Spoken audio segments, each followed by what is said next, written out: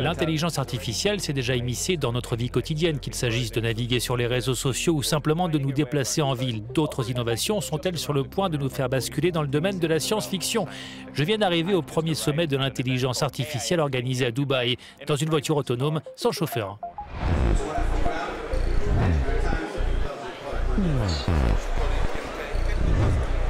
Rencontre avec le ministre d'État de l'intelligence artificielle des Émirats arabes unis.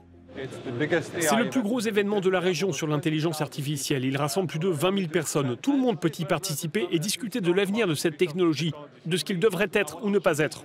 Qu'est-ce qui est le plus important selon vous? Il est primordial d'améliorer la connaissance et la compréhension de l'intelligence artificielle par les fonctionnaires si vous voulez faire partie des villes ou des pays qui mènent cette révolution. Je pense que l'intelligence artificielle peut être bénéfique pour de nombreux secteurs, celui de la santé par exemple. Être capable de diagnostiquer avec précision n'importe quelle maladie est extrêmement important. Cela aidera les médecins à accompagner leurs patients sur la voie de la guérison. C'est ce que les humains sont censés faire, c'est le lien social. Les experts en sont convaincus, l'intelligence artificielle est sur le point de révolutionner le secteur de la santé. L'intelligence artificielle pourrait être cruciale en matière de santé.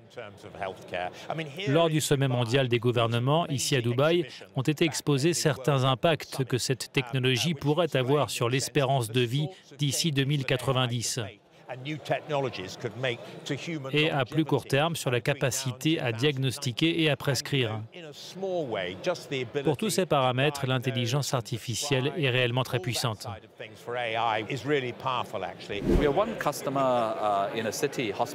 L'un de nos clients était un hôpital présentant un taux d'incidence de la tuberculose élevé. On nous a donc demandé de faire passer des radiographies à une partie importante de la population de la ville. Nous avons alors formé le réseau neuronal à reconnaître les images radiographiques évocatrices ou non de la tuberculose. Et aujourd'hui, grâce à l'appareil à rayons X, en une seconde seulement, les médecins peuvent faire un diagnostic qu'ils confirment sous 15 jours. Jusqu'à présent, la machine ne s'est pas trompée.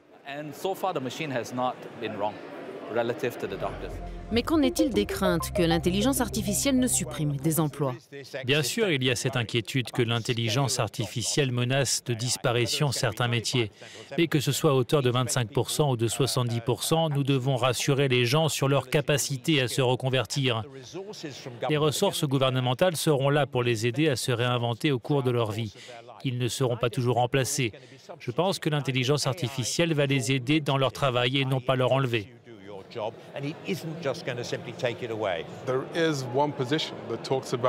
Certains avancent l'argument humain contre robot. C'est une vision inexacte, car nous, les humains, nous avons des capacités uniques, un don pour la créativité, de l'imagination, des émotions, autant d'aptitudes que les machines n'auront jamais. La question est donc de savoir comment associer le potentiel unique de l'être humain au pouvoir de l'intelligence artificielle pour en faire profiter la société. Sans d'importantes quantités de données, l'intelligence artificielle ne peut exister. Mais avec les scandales récurrents concernant l'utilisation abusive et le piratage de données personnelles, comment s'assurer que notre vie privée est protégée et quel cadre éthique devrait guider le développement de cette technologie? Si nous, en tant qu'humanité, je veux dire l'homme avec un grand H, nous sommes en mesure de saisir les réels avantages de l'intelligence artificielle, nous devons le faire de façon ouverte et collaborative et nous assurer d'avoir des normes communes en matière de données et de confidentialité. Pour moi, la priorité absolue est d'essayer d'aboutir à un accord sur un cadre éthique qui pourrait être adopté à l'échelle nationale, mais plus important encore, sur le plan international.